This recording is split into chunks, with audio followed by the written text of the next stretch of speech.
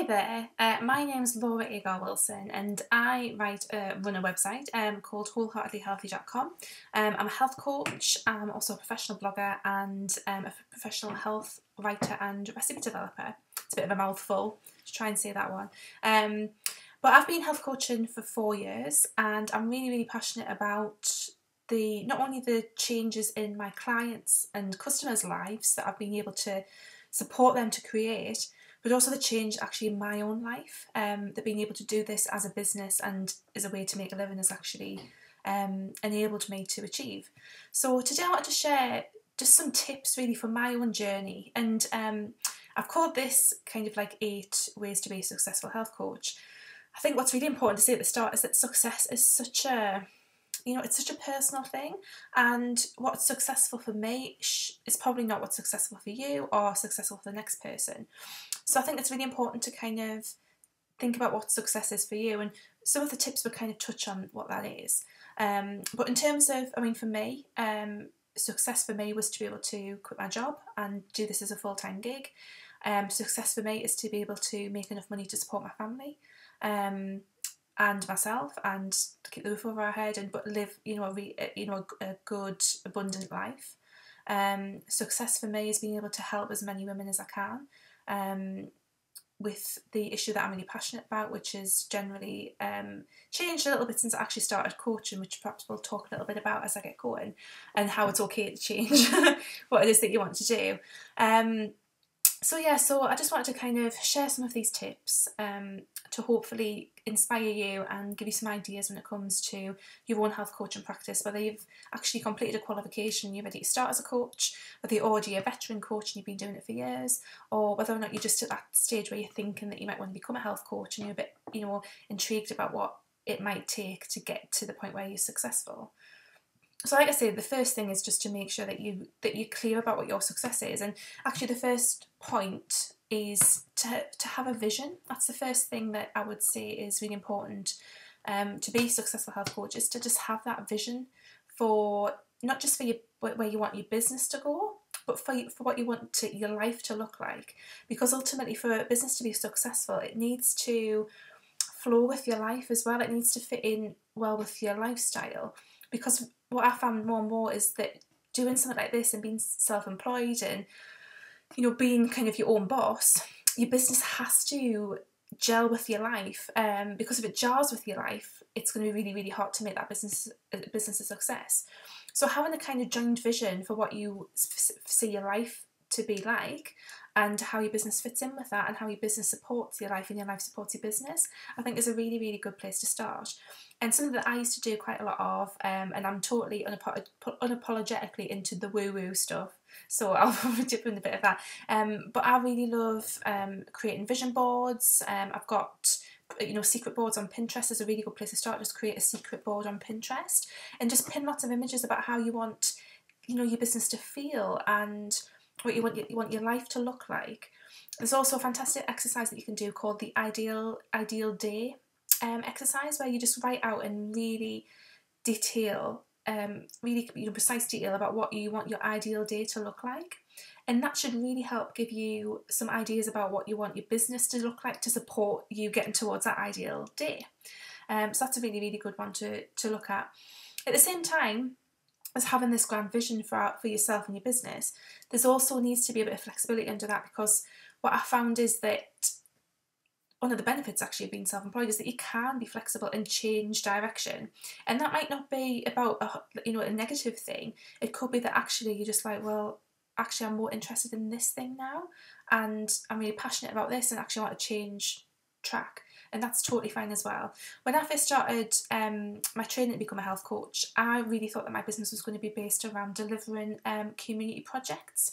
So at the time I was a project manager in a charity, and I had a master's. I've got a master's, got a master's in youth and community work. So I really saw that as what I thought my path would be. And it's changed quite a lot. I went on to do most of my coaching was around weight loss, and then it's kind of, that's not really where my passion is. My passion is much more about body acceptance and mindset work and balance and habits. So my kind of practice has changed, and yours probably will as well. But I think it's just having the vision of where you want to go is going to get you somewhere, even if that vision changes in the future. So step one is to have a vision for your business and your life. And step two is to have a quality brand. So when I say branding, you know, depending on how familiar we are with that, you might be thinking of like, you know, the logo for a company, you know, something that's very kind of visual and well known. So it might be something like, dare I say, to a bunch of health coaches or health people who want to be health coaches, Coca-Cola's logo. There's the first one that came into my mind. But ultimately, a brand is the feel of your business. So it's your voice, your visuals, and you. That's what makes up a brand. And I think it's really, really important to get your head around what your brand is. And often for health coaches, you know, your personal brand, which is about what you represent and what you believe in, and your style even, is going to influence the brand of your business, because often we are one. You know, you are one with your business. So again, this kind of goes back to the bit of creativity and going back to Pinterest again. I mean, it doesn't have to be Pinterest. It can be just getting pictures out of a magazine and sticking them on a board. But it's a really good way to just feel into what your brand's like. It's you know, it's the colours that you use, it's the fonts that you use in your text, it's your logo, it's the images that you use and the feeling that they inspire. And it's really important to make sure that those things all gel together, so that you don't have, it's even the name of your business, so that you don't have a name. I've came across one person who had a name for the business and it was very kind of scientific-y, like, I can't remember the exact name, but then the rest of our branding was all this feminine, flowing, floral stuff, and it just really jarred.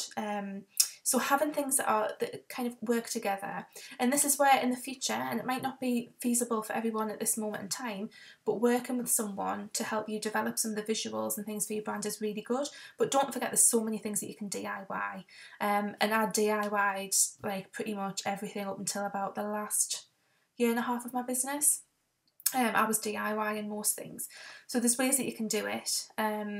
But you can also work with a creative professional. But I think having even if you don't do any of that, even if you just have a reference, so a secret Pinterest board, a board that you stick in front of your computer with some images on, that's going to help you with the first step, which was having that vision. And it's really going to be helpful for you to communicate to your customers and your clients what it is that you're about.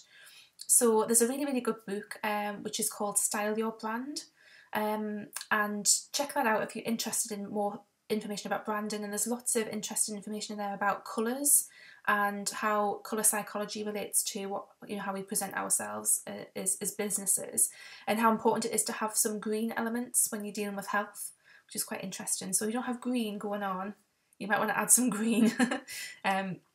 So that's step two, is just to have some quality branding, and even if that's just about working at the start, just to get some ideas and get the feel of it right before you start looking at designing and stuff. The next one is to build your list. So when it comes to email lists, they are gold mines basically. Those are, you know, people who let you into their inboxes. That's a really, really big deal. We're in a massively oversaturated online situation right now. But when you're able to get into people's inboxes, that's a really, really big deal. That's a direct link with those people, and it's a really, really good way to engage with them on a meaningful level. And it's also obviously a very, very good way for you to promote your services to them. So building that list with the kind of people who you want to work with is really one of the key parts of business. Certainly for me, as being a health coach. That's not to say that there's other ways to market yourself, but your email list is such a good way to connect with people.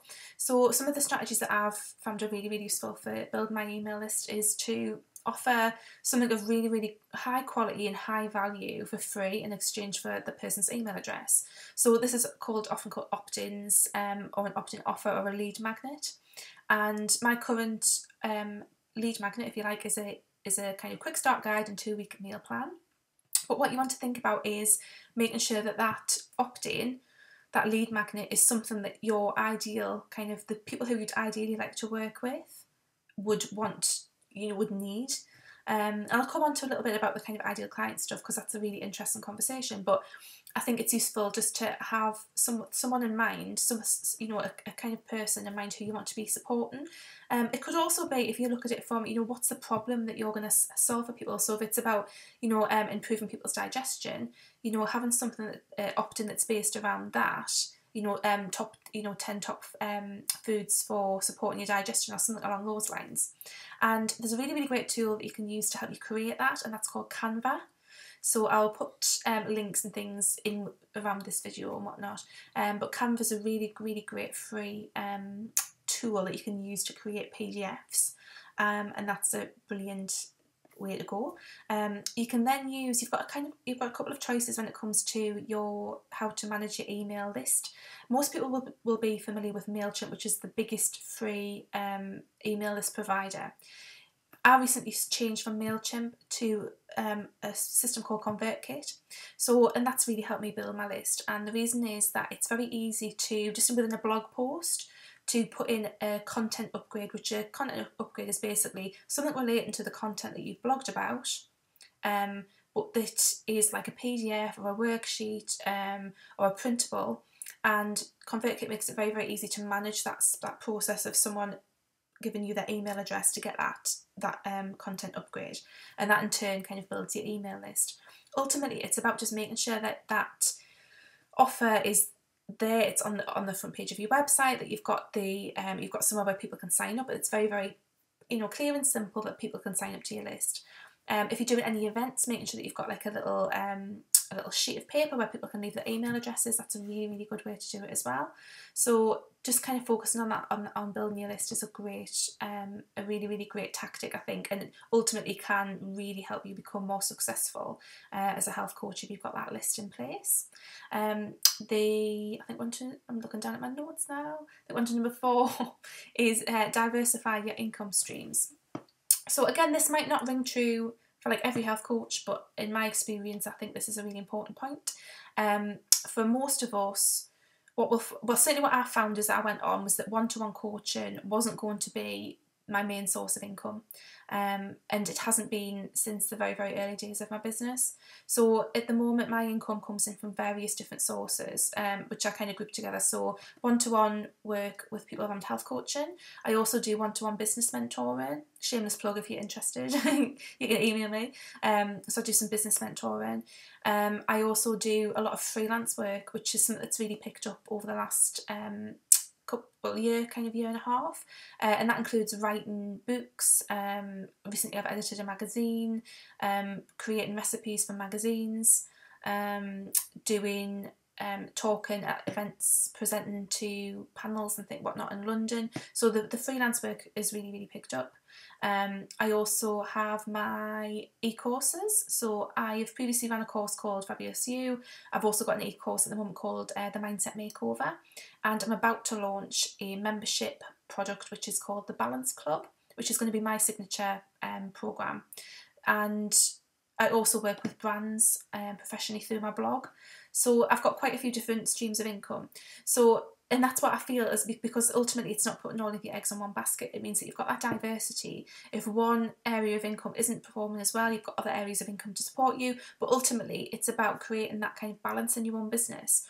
It also gives you the opportunity to really kind of feel out what works for you in terms of making you feel good, and you getting results in terms of income and in terms of changes to people's lives. And more and more what I'm finding is that on the health coaching side of things, my skills and talents actually lie in the one-to-many kind of work, so working with groups, which is one of the reasons why I wanted to create this membership program, because I work really, really well in those kind of situations. Whereas when I do business mentoring one-to-one, I really thrive doing that kind of work because it's more detailed and more actionable and specific. So it's really interesting to start thinking about what your strengths and weaknesses might be, which is actually, I'm jumping ahead on my next point. But diversifying your income streams and thinking about different ways that you can make money. I mean, I'm running a retreat in September. That's been a great way to diversify again and to get income in a different way. So for you, it can be, there's so many different ways you can work. You can do one-to-one work.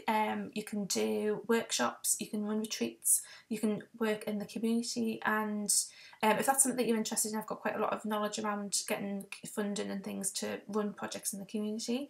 You can approach brands to work with them. You can seek out freelance work. There's all sorts of different ways that you can kind of diversify what it is that you do. So have a good think about that.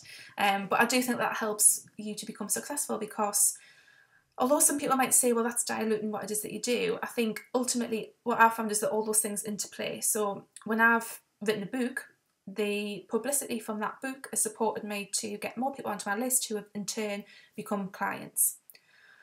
It kind of goes around like that. So I often think it's really works really, really well to have that diversity, because you're often going to find that it interlinks, and one kind of income stream plays into another and so on. So yeah, so that was point number 4. Point number 5 is play to your strengths. So I kind of touched on it there in the last point, but I think it's really important to think about what your strengths are as a person and a coach, and not try and go against what those are, and just try and capitalise on what they are. Interesting enough, I've just finished working with a entrepreneur who was really struggling with how she foresaw her business looking and what actually worked with her personality and the things that she enjoyed doing. And she was very, very introverted, and found one-to-one work was just really difficult. But on the other side of it, she actually quite preferred working with people in person rather than online, and she liked that kind of more sitting down in a room, clinical kind of environment, rather than the online kind of more fluid approach to coaching that they sometimes say, not always. She really didn't like putting herself out there on social media. So we've kind of looked at what her business looks like and turned it on its head, really, and now she's doing a lot more local marketing in terms of putting up posters, advertising, which she does in the post office, using word of mouth, and really playing into that part of her that she enjoys, which is more of the human connection, the physical human connection that she enjoys. So it's really important to think about what it is that you enjoy, and that's going to change as time goes on. As I just said, I think my strengths are becoming much more around empowering big groups of women, speaking at events, which I absolutely love doing, and I'm really looking forward to doing this retreat, because I think that's going to be a nice blend of them both. So it's kind of looking at what your strengths are, and ultimately where you are enjoying yourself and having an absolute blast, and then he swore there, having a fucking blast is going to make you more successful, because people are going to get that. People are going to understand, wow, she's having such a good time doing this, and another thing. That raises your vibration, raises your energy up, and it's just going to, it just makes so much sense to follow what you're good at and what feels good for you. So really try and play into your strengths, and think about that when you're thinking about your income streams and diversifying those.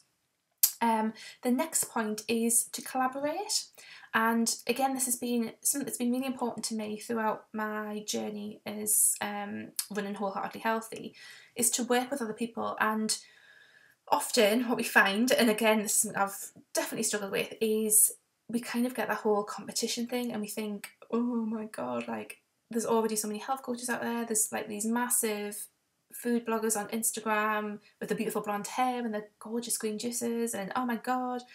But ultimately, this is the kind of analogy that I use. I love green tea, yeah. There's a bajillion different kinds of green tea you can get. I choose Clipper, because it's got unbleached bags and it's not crazy expensive. I can get it at Sainsbury's because I drink a lot of green tea and I just really like the taste of it. It's really fresh. But there's loads of different green teas. You might like Pukka, or someone down the road might like Tetley's. I don't know why what puts me off Tetley's green tea. But you see what I mean. There can be a billion health coaches out there, but ultimately it's about you communicating with. This is why your branding is so important, because your branding really represents you, and people are going to connect with that. There's people who've worked with me who work with me because they might work with me because I'm not blonde and very, very thin, and I'm northern and a bit more kind of realistic. Whatever it is that makes you, that's your magic, and that's what you need to be working with and remembering that that's what makes you you. And ultimately, it's not about competing with these other people. So when it comes to collaborating, this is about really supporting other coaches, other bloggers, or however you want to see it. So I've worked with, I work very closely with another health coach called Kezia. We're running a retreat together. We've run a podcast together. I've linked in with lots of different people in lots of different industries. So I've been on different podcasts. There's a wonderful nutritionist who's usually kind of health coaches like nemesis, dare I say, called Laura Thomas, and we get on like a bloody house on fire, and she's fantastic, and she's going to come in. I was on her podcast. She's going to come in and be a guest expert in my balance club. I also work with a personal trainer called Laura Cuttress, who's awesome, and she's supporting her with her business through offering some nutritional information. She supported me with my business by offering some like fitness expertise in the balance club. So collaborating with people is just such a good way to, not only for you to kind of have that connection when you work for yourself. It's really important to have like your business besties, as I like to call them, just people who you can talk to about business and be honest, but also so you can support one another, because ultimately, like I say, you know, it's, I mean, for example, I'm very similar to Kezia. Actually, and what we do is fairly similar, but people are going to choose to work with us for completely different reasons, and that's fine. You know, it's just about kind of being sure of what you offer and who and what you are about, but also knowing that you can work with other people and have that fantastic relationship where you're supporting each other, without it being about competition at all. So definitely think about how you can collaborate with other people. It might just be about, you know, starting to leave some comments on the social media, dropping them an email and just saying like, I really enjoyed what you shared in that blog post. You know, would you like to collaborate on something? It can be really as simple as that. And most people are just really love to hear from you. I mean, I had a lovely woman email me recently, who's a homeopath, and she was like, "Oh, I didn't expect you to get back to us," but it's just about supporting each other, because it's, what's that saying? It's like a rising tide lifts all boats. You know, we've got to remember that the more of us that are doing this, the more of us that are visible doing this, the better for all of us, because it brings attention to the whole, you know, field of wellness and health coaching if we support each other to lift each other up. So yes, that's the, I have to count, sixth point is collaborate. And the seventh point is your mindset and getting your mindset in the right place. So what I often find when I work with people who are in the process of setting up their health coaching business is the mindset is really kind of, you know, they haven't got a lot of confidence. You know, they're worried about whether they're going to find clients. They're worried about whether they're good enough to be running a business, to whether they're good enough to be a health coach. And it all comes down to mindset. And I think to do some work on your own mindset, at whatever stage you're at, is so important. So I constantly work on my mindset. I work on my money mindset around how deserving I feel of income, how I manage income. I work on my mindset when it comes to allowing full health in my own body. I work on all sorts of different elements of mindset. So something that I found was a really helpful book, and I've talked about this quite a lot in my Mindset Makeover course, is The Big Leap by Gay Hendricks. And that really helped me figure out what limiting beliefs I had in place, and what kind of, where my upper limits were in terms of how much happiness and success I could experience without self-sabotaging.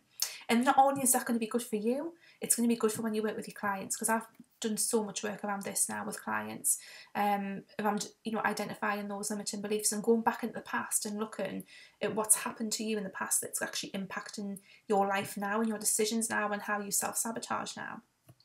So doing some mindset work is really important. Something that I love to do at the moment is EFT. So I follow a guy called Brad Yates on YouTube. He's such a he's an American soap star kind of guy. I think he actually played a doctor in Days of Our Lives or something. But he's brilliant, and his EFT videos are fantastic. So I try and tap with Brad every day if I can remember to do it. And that to me is like some really good mindset work. So definitely do the mindset work. You know, just kind of think about, you know, where in my life am I self-sabotaging? Do I really feel like I deserve to have this fantastic, successful business? Because if something's stopping you from feeling that, it's going to come out. you know, one way or the other. So it's really important that you look at that. And then the 8th point is around support. So this is really just important for you to have some support, and I think this bats back into the collaborate point, but having some people around you who are like your business besties is really important. Something that I found personally has been really helped me take massive leaps forward in my business has been working with a coach. So I've worked with, that's now where my voice starts to go after talking for 25 minutes. So I've worked with a coach over a few weeks when I was launching one of my e-courses, and that helped me completely smash the income target that I had for that e-course. I've worked with coaches at different points in my business. I'm just about to work with another coach, which I'm so excited about, in September for 6 months, to really just kind of give my business a bit of a shake up. But working with a coach is not, for me, it's about it's about actioning my beliefs, it's about talking my talk. You know, I talk about the benefits of coaching for my clients. I believe in getting coached myself, so it's really important for me to action that, and it just allows you to have an outside set of eyes. It gives you accountability, it gives you motivation. It's just, you know, it's a fantastic way to just kind of support your business and get your business to where you want it to be. So definitely kind of looking at coaching. Like I said, I'm going to be just completely shamelessly plugging. I do offer some business mentoring. I call it mentoring because it is more of a mentoring situation, particularly for kind of new coaches who are just wanting to get set up and wanting to go from kind of just finished IIN or any other course that might be related to coaching or creating a wellness business, and taking you forward and helping you kind of get through that stage. Because for me, that was the most difficult stage that I found, was like, oh, I finished IN, now what do I do?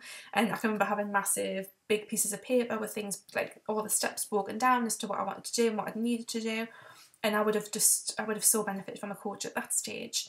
So that's the coaching that I offer, if that's something of interest. So just to recap all the different stages, all the different things that I think really help you to become a successful health coach.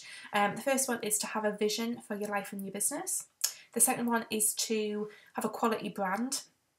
And again, that can just be about having, even to start, it's about having an inspiration board that you look at and helps you feel, you know, what it is that you're about and what your brand's about. And I mean, if you get stuck on that one, have a look at some of your favourite health coaching websites. Chris Carr's got a fantastic brand. You know, have a look at some different ones and see what you feel, you know, what colours are they using, what do those colours communicate to you about that person and their beliefs and things. You know, I'm such a brand geek, so have a look at that. The third one is to build your list, and again, this can be a bit of a tricky one if you're not too technically minded. This is something I do actually cover in my 6-month Launch Your Biz programme, which is because I've done all of this before. I can set up email lists, I can set up websites and so on, but to have a way of building your list is really important. Diversify your income streams. Look at how it is that you foresee that you're going to get money. Think about ways that you can diversify that, so you're able to offer people eating your products at different levels and get income from different ways. Play to your strengths. Really get honest about what you're good at, what you love to do, what you don't like to do, and you know, act accordingly. There's always going to be parts, and especially when you're setting up business and you haven't got a load of income or a load of kind of spare cash, there's going to be stuff that you have to do that you probably don't like. Once you get to a certain stage, so about 2 years ago, I think for me, I started to work with a virtual assistant to do some of the stuff that I didn't like to do that much, just like the boring admin-y stuff, and that was really helped free up my time to do the stuff that I love to do. So think about that when it comes to diversifying, to playing with your strengths. Also collaboration. So think about who you can work with. You know, who can you collaborate with? Who kind of what can you bring to each other's businesses? And just really think about, you know, who it is that you would love to work with. The 7th point is mindset and doing the mindset work, and just really you know, thinking about what it might be what might hold you back, what limiting beliefs you might have, what your upper limit might be. For a lot of people, we actually have like a when it comes to income and money, we have like a kind of energetic money income level stopper, and I really identified what mine was, and I'm still kind of trying to break through it. But it's quite interesting when you start to figure out what that is, and you can actually do the work to get around it. Another person I really recommend following around that is Denise Duffield-Thomas from luckybitch.com. She's got some great stuff about money mindset, and I did her Lucky Bitch Money Bootcamp, and that was really helpful for me. And the final one is getting some support. So that might be working with a coach, having some, being part of a mastermind actually as well. So getting together with some other coaches and forming a mastermind so that you get that support from each other. And again, just to reiterate, I do offer some business mentoring if you're interested. If you just head to my site, wholeheartedlyhealthy.com, and under Become a Health Coach, there's a section there for business mentoring. So yes, so I hope that those 8 steps, those 8 things about how to become a successful health coach has been useful for you. And if you've got any questions, totally feel free to email me. My email address is laura@wholeheartedlyhealthy.com, and I'll do my best to answer any questions that you have. But I just wanted to share those things because I know that all of those things have been massively helpful in helping me achieve my version of success. And again, you know, get clear on what your version of success is so that you know where you're going. And you'll, without a doubt, you will have a successful business. You know, the time is right now for health coaches. We're just at that point where I just think it's about to just blast off, and I think if you get the right foundations in place for some of these things, then you really position yourself in the best way.